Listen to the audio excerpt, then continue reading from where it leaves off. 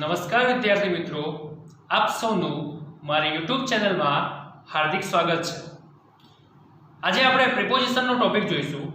અગાઉ આપણે બે પ્રિપોઝિશનના લેક્ચર જોઈ ચૂક્યા છીએ। આજે આપણે પ્રિપોઝિશનનું ત્રીજો પાર્ટ એટલે કે ત્રીજું લેક્ચર આપણે જોવા જઈએ છીએ। તો ચલો આપણે આગળ પ્રિપોઝિશન જોઈએ। આજનું જે પ્રિપોઝિશન છે 13મું છે ફોર। ફોર એટલે કે માટે। ફોર એટલે શું થશે કે માટે। માટેના અર્થમાં વાપરવામાં આવે ત્યારે આપણે ફોર નો ઉપયોગ કરીશું। કોઈ અચોક્કસ સમયગાળા માટે ફોર નો ઉપયોગ થાય છે। કોઈ અચોક્કસ સમયગાળો હોય, ચોક્કસ હોતો નથી કે ભાઈ 3 કલાક 4 કલાક 5 વર્ષ 2 વર્ષ। હા, અચોક્કસ, ચોક્કસ નહીં ભાઈ આટલા ટાઈમથી આટલા સુધી, પણ અચોક્કસ સમયગાળા માટે આપણે ફોર નો ઉપયોગ કરીશું। सामान्य रीते पूर्ण वर्तमान काल में वपराय छे। कया काल में वपराय छे? पूर्ण वर्तमान काल में वपराय छे। ओके, तो चलो एग्जांपल જોઈએ આપણે। Mister Sharma has been working here for the 3 years। has been working काम કરી રહ્યા છે, here એટલે અહીંયા for 3 years 3 વર્ષથી, કે મિસ્ટર શર્મા છે એ 3 વર્ષથી અહીંયા કામ કરી રહ્યા છે, એટલે કે અહીંયા કયો ચાલુ પૂર્ણ વર્તમાન કાળનો ઉપયોગ થયો છે। ઓકે, એટલે કે 3 વર્ષથી અહીંયા કામ કરે છે। કોઈ ચોક્કસ સમય નથી આલો કે આટલા આ વર્ષથી લઈ અને આ વર્ષ સુધી, કે આ સમયથી લઈ આ સમય સુધી, ના, પરંતુ 3 વર્ષથી અહીંયા કામ કરી રહ્યા છે। I am waiting here for my friend। Okay, કે I am waiting here કે અહીંયા હું રાહ જોઈ રહ્યો છું for my friend કે મારા મિત્રની। કોના માટે રાહ જોઈ રહ્યો છે? તો કે મારા મિત્રની। ઓકે, તો એના અર્થમાં પણ વપરાશે। I vote for કોંગ્રેસ અથવા તો બીજેપી, કે તમે કોને વોટ આપ્યો છે, કોના માટે વોટ આપ્યો છે? તો કે I vote for કોંગ્રેસ અથવા તો I vote for બીજેપી અથવા તો I vote for આપ, જે બી તમે વોટ આપતા હોય એવી એના માટે પણ આપણે for નો ઉપયોગ થાય છે। He was punished for his carelessness। He was punished, એને પનિશ કરવામાં આવ્યો શાના માટે? carelessness, બેકાળજી માટે। હા, બેદરકારી માટે એને પનિશ એટલે કે સજા આપવામાં આવી છે। તો કોના માટે? તો કે એના બેકાળજીના કારણે, બેદરકારના કારણે એને સજા આપવામાં આવી છે। I am preparing for IAS। I am preparing for IAS કે હું IAS માટે તૈયારી કરી રહ્યો છું। હા, જે સૌથી ટોપ લેવલની આપણા ઇન્ડિયાની અંદર સૌથી ટોપ લેવલની જે એક્ઝામ છે, હા, એના માટે જે પોસ્ટ છે IAS ની, એના માટે હું તૈયારી કરી રહ્યો છું। તો for આ બધા માટે વાપરવામાં આવે છે કે માટેના અર્થમાં। ઓકે, ચલો આગળ જોઈએ। એટ એટલે તે સમયે તે સ્થળે ની તરફ અલગ અલગ અર્થમાં એટ નો ઉપયોગ થાય છે। તો એને આપણે આગળ સમજીએ તો વધારે સમજૂતી મળશે। હવે જુઓ, એટ અને ઇન વચ્ચે થોડોક ફરક પડે છે। કેવો ફરક પડે છે અહીંયા જોઈએ। કોઈ નાના શહેર કે ગામડાની વાત થઈ હોય ત્યારે એટ નો ઉપયોગ થશે। કોઈ નાનું શહેર હોય, કોઈ નાની જગ્યા હોય, કોઈ નાનું ગામડું હોય, એના માટે જો કહેવું હોય કે તમે ક્યાં છો, તો કે I am at, જે બી કઈ નાની જગ્યા કે I am at ગઠામણ, હા, I am at લક્ષ્મીપુરા, હા, આપણે પાલનપુરની વાત કરી હોય, પરંતુ આપણે એવું ન કહેવાય કે I am at પાલનપુર, પણ એવું કહેવું હોય તો કે I am in પાલનપુર। અને કઈ જગ્યાએ કોઈ ચોક્કસ જગ્યા માટે શું આવશે? at, એટલે કે કોઈ નાના શહેર કે ગામડાની વાત થઈ હોય તો at નો ઉપયોગ થાય છે। જ્યારે મોટા શહેર કે દેશના સંદર્ભમાં ઇન વપરાશે। ખાસ યાદ રાખજો, ઇન અને એટ વચ્ચે। ઓકે, કે કોઈ મોટા શહેરની વાત કરી છે એટલે કે પાલનપુર છે, મહેસાણા છે, ગાંધીનગર છે, અમદાવાદ છે, બધા માટે આપણે ત્યાં હોઈએ છીએ તો ઇન અમદાવાદ, ઇન ગાંધીનગર, હા, ઇન બોમ્બે, ઇન પાલનપુર, એના માટે ઇન વપરાશે। એટ પાલનપુર કે એટ અમદાવાદ ને એવું નહીં વપરાય, પરંતુ એ મોટા શહેરનો કોઈ એક નાની જગ્યા છે જ્યાં તમે હાલ છો એના માટે વાપરવું હોય તો એટ વાપરવામાં આવશે। કે ભાઈ પાલનપુરના સ્કૂલમાં છું તો કે એટ સ્કૂલ ઇન પાલનપુર। કે પાલનપુરની અંદર હું સ્કૂલે છું. હા, આઈ એમ એટ ગઠામણ ઇન પાલનપુર. હું ગઠામણ છું પાલનપુરમાં. હા, આઈ એમ ઇન અમદાવાદ કે હું અમદાવાદમાં છું. આઈ એમ ઇન યુએસ, હું યુએસ માં છું. આઈ એમ ઇન કેનેડા કે હું કેનેડામાં છું. એટલે કોઈ મોટા શહેર કે મોટા દેશની વાત કરવામાં આવી હોય ત્યારે ઇન વાપરવામાં આવશે, એટ વાપરવામાં આવશે નહીં. એટ ક્યારે વપરાશે? કોઈ નાની જગ્યા છે, હા, એના માટે તમે ત્યાં છો એ દર્શાવવા માટે એટનો ઉપયોગ થશે.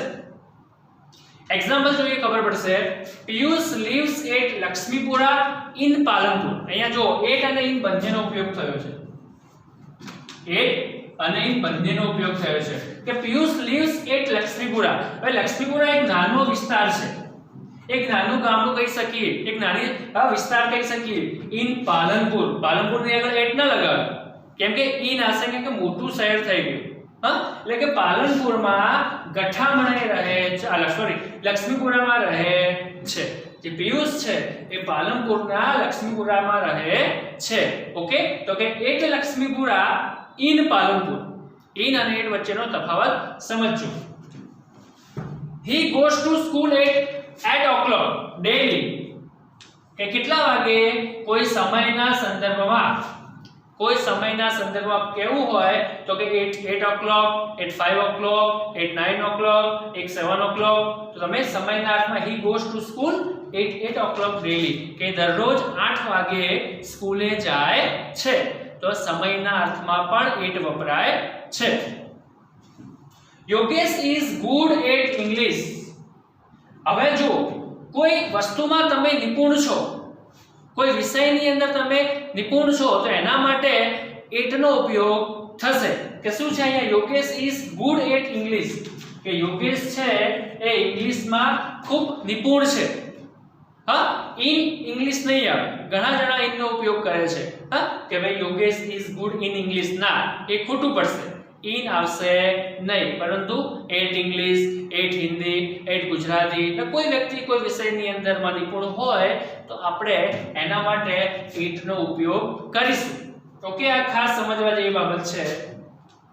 નેક્સ્ટ જોઈએ, mister Sharma is at school. તો મિસ્ટર શર્મા એ ક્યાં છે? કોઈ સ્થળ માટે વાપરવામાં આવ્યું છે, તો કે મિસ્ટર શર્મા એ સ્કૂલે છે. ઓકે, તો સ્થળના અર્થમાં પણ એટ વપરાય છે. પછી લુક એટ મી આપણે ઘણીવાર વાપરતા હોઈએ છીએ કે લુક એટ મી, મારી સામે જો, એટલે કે ની તરફ. હા, ની તરફના અર્થમાં પણ એટ વપરાય છે. લુક એટ મી, મારી સામે જો. હા, ઘણીવાર તમે યુઝ કરતા હોય છો. એવી જ રીતે કહેતા હોય છે લુક એટ ધેટ ડોગ, અથવા તો લુક એટ ધેટ એલિફન્ટ, હા, અથવા તો લુક એટ ધેટ કેટ, કે તેની તરફ. ની તરફના અર્થમાં પણ વાપરવામાં આવે છે.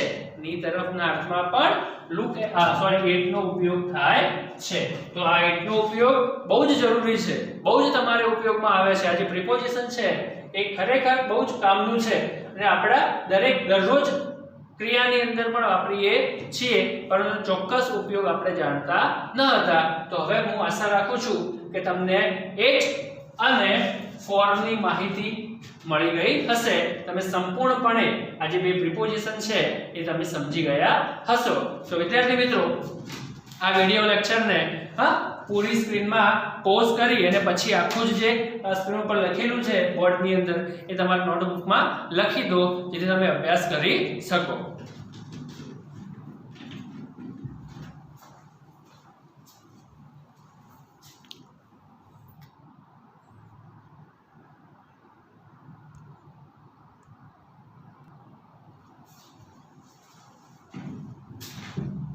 આગળ જોઈએ આપણે હવે નેક્સ્ટ પ્રિપોઝિશન ફ્રોમ.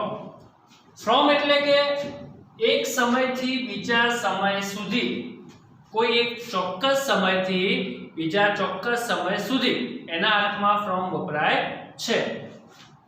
એક સ્થળથી બીજા સ્થળ સુધી, હા, એટલે કે એક સ્થળથી બીજા સ્થળ સુધી, ચોક્કસ સ્થળ સુધી પણ વપરાય છે.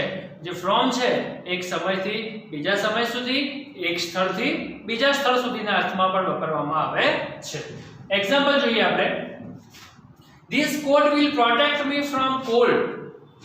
This coat will protect, જે કોટ છે, પ્રોટેક્ટ એટલે રક્ષણ આપશે, મી એટલે મને, from cold, એટલે કે ઠંડીથી. આ જે કોટ છે એ મને ઠંડીથી રક્ષણ આપશે.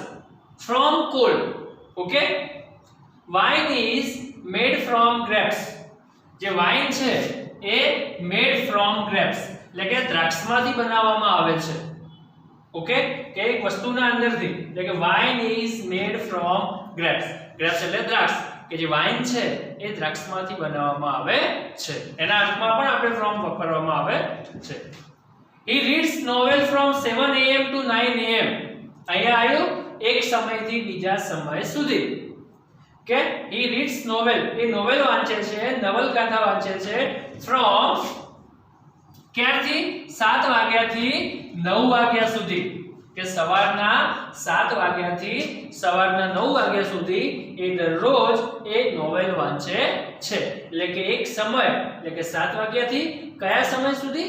9 વાગ્યા સુધી. એટલે કે from 7 am to 9 am. 7 વાગ્યાથી 9 વાગ્યા સુધી નોવેલ વાંચે છે. They went to Baroda from Palanpur. They went to ગોનું ભૂતકાળ છે. તે બરોડા ગયા. ટુ બરોડા. તે બરોડા ગયા from પાલનપુર. ક્યાંથી ગયા? પાલનપુરથી ગયા. એટલે કે એક સ્થળથી બીજા સ્થળ સુધી. એટલે કે તે બરોડા ગયા પણ ક્યાંથી ગયા? પાલનપુરથી ગયા. ઓકે. એક સ્થળથી બીજા સ્થળ સુધી. The patient is suffering from corona. હાલ કોરોનાનો ખૂબ મહામારી ચાલી રહી છે વૈશ્વિક કક્ષાએ. વેક્સિન પણ બનાવવામાં આવી નથી. તો કોઈ રોગથી પીડાવાના અર્થમાં પણ વાપરવામાં આવે છે. from નો ઉપયોગ થાય છે. અને કોઈ રોગથી મૃત્યુ પામ્યા હોય તો ઓફ વાપરવામાં આવશે. કે of corona. he died of corona. એ કોરોનાથી મૃત્યુ પામ્યો પરંતુ એ કોરોનાથી પીડાઈ રહ્યો છે તો he is suffering from corona. કે the patient is suffering from corona. suffering એટલે પીડાવું, from corona શેનાથી પીડાઈ રહ્યો છે? કોરોનાના રોગથી પીડાઈ રહ્યો છે. એની જગ્યાએ તમે કોરોના જગ્યાએ કોઈ બીજું પણ વાપરી શકો. તો કે patient is suffering from TB. ઘણા બધા રોગ છે. બધા જ રોગથી પીડાવાના અર્થમાં આપણે from નો ઉપયોગ કરશું અને મરી જવાના અર્થમાં of નો ઉપયોગ કરશું. તો કે વિદ્યાર્થી મિત્રો from નો જે પ્રિપોઝિશન છે એ તમે સમજી ગયા હશો. તો ફરીથી એકવાર કે એક સમયથી બીજા સમય સુધી, એક સ્થળથી બીજા સ્થળ સુધીના અર્થમાં વાપરવામાં આવે છે. અને કોઈ વસ્તુ દ્વારા, વસ્તુથી, થી ના અર્થમાં પણ વાપરવામાં આવે છે. તો કે from. નેક્સ્ટ જોઈએ આપણે by. by એટલે દ્વારા અથવા તો વડે. વડેના અર્થમાં પણ વાપરવામાં આવે છે. ઓકે. by એટલે દ્વારા અને વડેના અર્થમાં પણ વાપરવામાં આવે છે. આ ઘણીવાર આપણે યુઝ કરતા હોઈએ છીએ પણ આપણને ખબર હોતી નથી કે આ કયા કેવી રીતે પ્રિપોઝિશન યુઝ થાય છે. કે મુસાફરી અથવા ગતિના અર્થમાં વાપરવામાં આવે છે. મુસાફરી કે તમે અહીંથી પાલનપુરથી અમદાવાદ જાવું છે તો શેના દ્વારા જશો? તો કે by car, by train, by bus અથવા તો બાય બાઇક. જેના દ્વારા તમે જાઓ છો કે મુસાફરીના અર્થમાં બાય નો ઉપયોગ થાય છે. કોઈ સાધન દ્વારા. એના એક્ઝામ્પલ જોઈએ, વધારે સમજૂતી મળશે તમને. We won the match by 25 runs. કે અમે 25 રનથી, અમુક ગાળો છે કે 25 રનનો ગાળો છે. We won the match. અમે મેચ જીત્યા છીએ. કેટલા રનથી? 25 રનથી જીત્યા છીએ. એટલે કોઈ ગાળો હોય, મતલબ કે રનનો ગાળો છે કે કેટલા રનથી જીત્યા છે? તો કે 25 રનથી જીત્યા છે. તો એના માટે પણ બાય વાપરવામાં આવે છે. I will come back by June. Okay. સુધી. કોઈ સમય સુધીના અર્થમાં પણ વાપરવામાં આવે છે. I will come back. હું પાછો આવીશ. by June. કે જૂન સુધીમાં. ઘણીવાર યુઝ થાય છે કે હું જૂન સુધીમાં પાછો આવી જઈશ. અથવા તો કે I will come back by Monday. હું સોમવાર સુધીમાં પાછો આવી જઈશ. I will come back by Saturday અથવા તો by next month. ઓકે. તો કોઈ સમય સુધીના અર્થમાં પણ by વાપરવામાં આવે છે. He goes to office by car. અહીંયા જો સાધન દ્વારા મુસાફરીના અર્થમાં સાધન દ્વારા મુસાફરીના અર્થમાં બાય વાપરવામાં આવે છે. he goes to office by car. A car દ્વારા ઓફિસે જાય છે. અથવા તો એવું કહી શકીએ he goes to office by bike. એવું પણ વાપરી શકીએ by bus, by train. જે પણ મુસાફરી કોઈ પણ સાધન કયા વ્હીકલ દ્વારા એ જાય છે તો એના માટે બાય વાપરવામાં આવે છે. he sits by me in the school. by me એટલે મારી બાજુમાં, પાસેના અર્થમાં પણ વાપરવામાં આવે છે કે he sits by me in the school. એ મારી બાજુમાં બેસે છે. શાળાની અંદર તે મારી બાજુમાં બેસે છે એટલે કે બાજુના અર્થમાં, પાસેના અર્થમાં પણ વાપરવામાં આવે છે. The lion is killed by a hunter.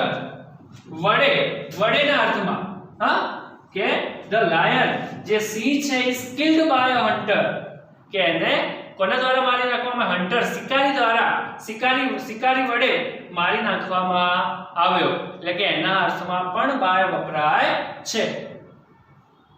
What is the time by your watch? ઘડિયાળના સમય માટે. કોઈને તમારે પૂછવું હોય કે તમારી ઘડિયાળમાં કેટલા વાગ્યા છે તો in your watch ના આવે, by your watch આવશે. આ ખાસ મોટા ભાગના 99% લોકો છે કે જે in your watch નો ઉપયોગ કરે છે, પરંતુ શું થશે? by your watch. what is time? by your watch. કે what is the time by your watch? કે તમારી ઘડિયાળમાં કેટલા વાગ્યા છે. આપણે શેની જગ્યાએ શું યુઝ કરીએ છીએ? what is the time in your watch? તો ખોટું પડશે. તો શું આવશે? સાચું શું છે કે what is the time by your watch? કે તમારી ઘડિયાળમાં કેટલા વાગ્યા છે. તો એના માટે આ ખાસ મહત્વનું છે, એ તમારે યાદ રાખજો. ઓકે, તો બાય પણ આપણે જોઈ લીધું કે દ્વારા અથવા તો વડે પણ ઉપયોગ થાય છે. મુસાફરી દ્વારા, કોઈ સમય સુધી, પાસેના અર્થમાં, વડેના અર્થમાં, ઘડિયાળના સમય પૂછવું હોય કે તમારી ઘડિયાળમાં કેટલા વાગ્યા છે એના અર્થમાં પણ બાય વાપરવામાં આવે છે. તો ઓકે, આજે આપણે આ જોયું કે ફ્રોમ અને બાય. ફ્રોમ એટલે એક સમયથી બીજા સમય સુધી અથવા તો એક સ્થળથી બીજા સ્થળ સુધી. બાય એટલે દ્વારા અથવા તો વડે. તો મુસાફરી કરવા માટે મોસ્ટ ઓફ વાપરવામાં આવે છે. તો ઓકે વિદ્યાર્થી મિત્રો, આશા રાખું છું કે તમે આ લેક્ચર સંપૂર્ણ સમજ્યા હશો. તો તમે આ લેક્ચરને પોઝ કરી તે તમારી નોટ્સ બુકમાં લખી નાખો.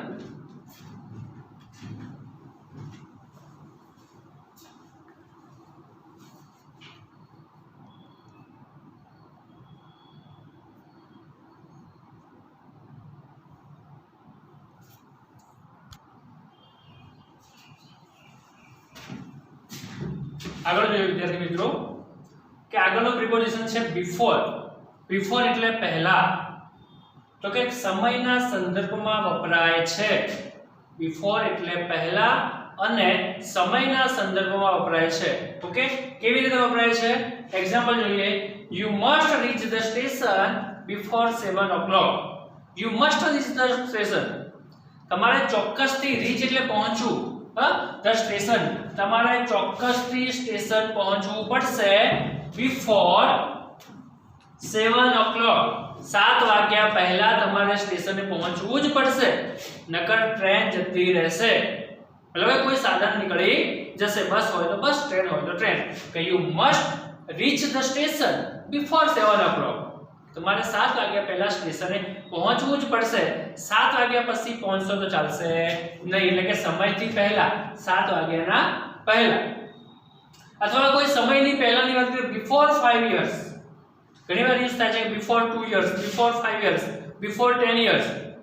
કોઈ સમય પહેલા, એટલે કોઈ અમુક સમયથી પહેલા, એટલે કે બિફોર 5 years, એટલે કે 5 વર્ષ પહેલાની વાત છે. ઘણીવાર આપણે દેખતા હોઈએ છીએ કે ભાઈ મૂવી દેખતા હોઈએ છીએ, કોઈ સીન ચાલતો હોય છે તો પછી લખેલું આવે કે બિફોર 2 year, કે 2 વર્ષ પહેલા, અથવા તો અગો 2 years, કે 2 વર્ષ પહેલા. તો કે બિફોર એટલે પહેલાના અર્થમાં વાપરવામાં આવે છે. નેક્સ્ટ પ્રિપોઝિશન જોઈએ, નિયર. નિયર એટલે નજીક અથવા તો પાસે. નજીકના અર્થમાં, પાસેના અર્થમાં. તો જોઈએ, કોઈ વ્યક્તિ કે વસ્તુ પાસે છે તે દર્શાવવા માટે વાપરવામાં આવે છે. કોઈ વસ્તુ કે વ્યક્તિ પાસે છે, બાજુમાં છે, નજીકમાં છે, એના માટે આપણે વાપરવામાં આવે છે.